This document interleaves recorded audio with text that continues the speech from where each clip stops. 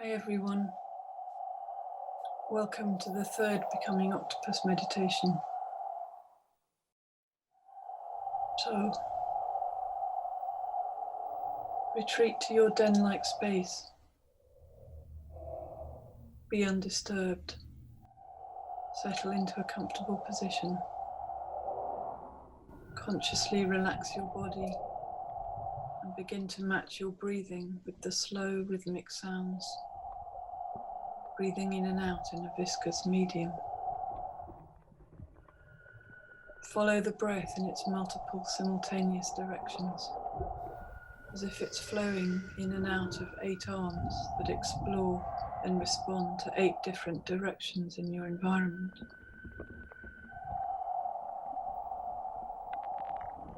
Depending on what each brain encounters, breath is deep, relaxed, with a sharp intake, a moment of excitement. Quiet again.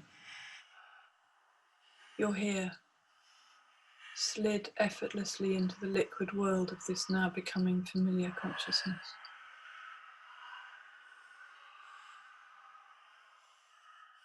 Breathe. Breathe in and out, following the pulse and flows of the turning octopoid sphere. Let your gaze sink into its ever-shifting surfaces and contours.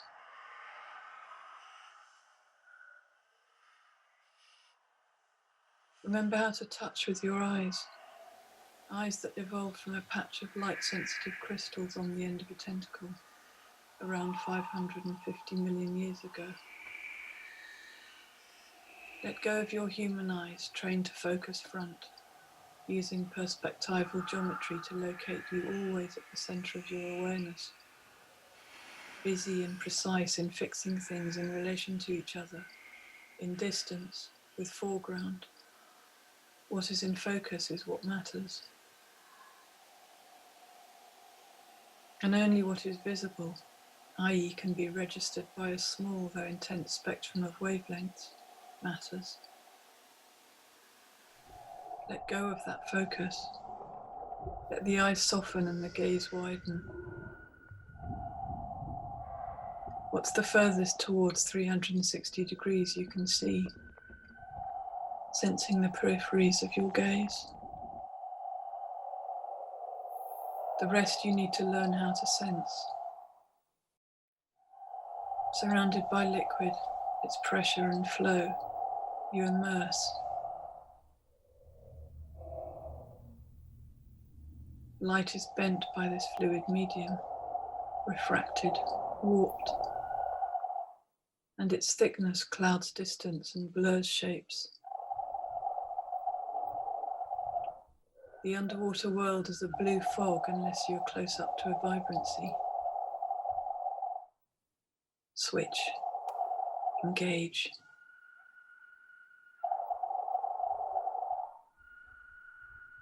Most of the time you dance in a kaleidoscope of colour.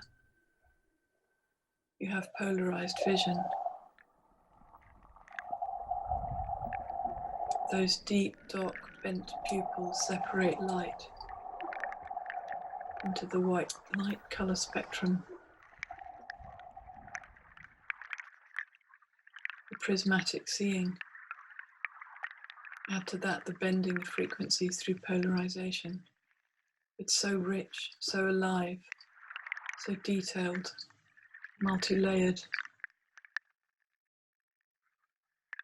Colour is a language.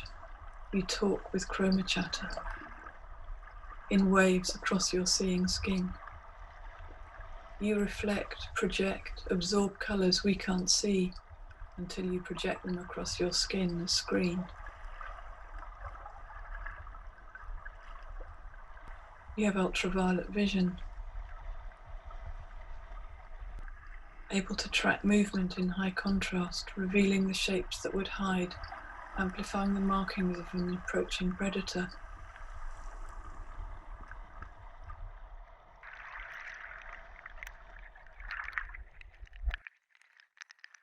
Colour in flickers, ripples, slips off its source and catches for a moment on something else.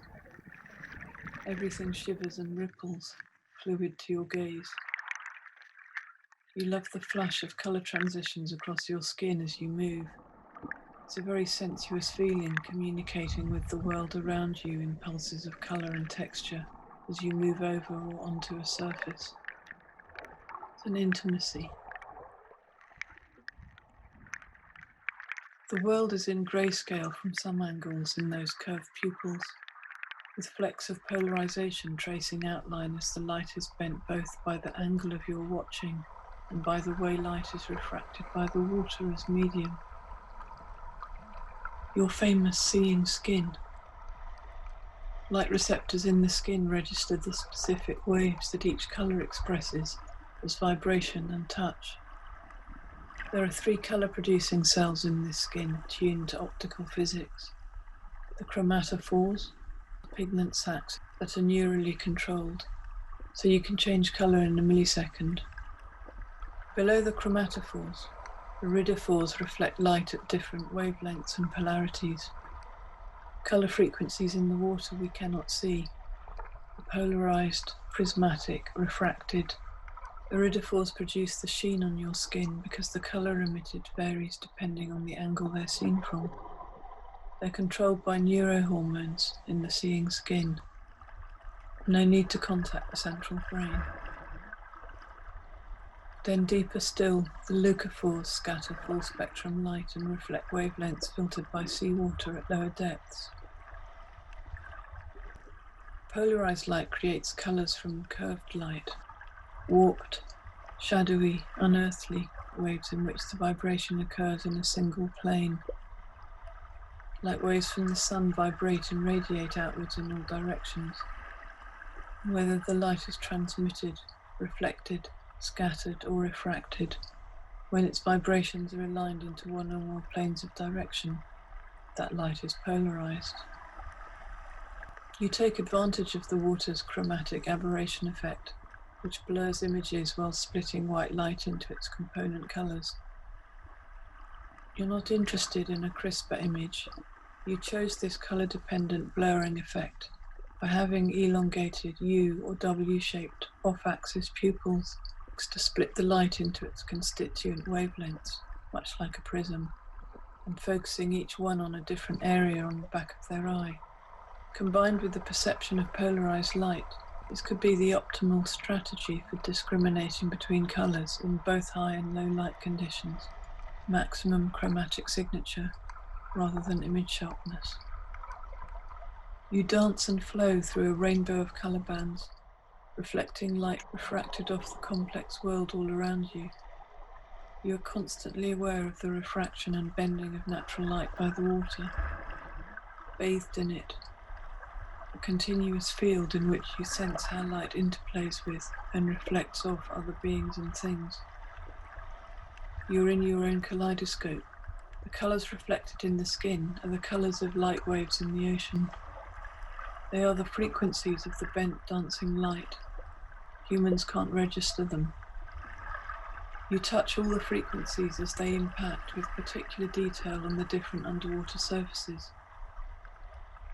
Either in stillness or whilst moving, it's through all these details of texture and color frequency that you create and understand your world. Moving, you become the flow of changing light and texture.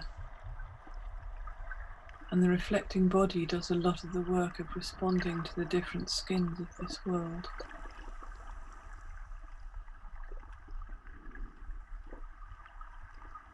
Thank you for joining us for this pretty psychedelic experience.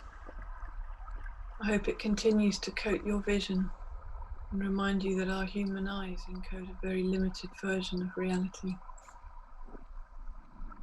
Bye. See you next week.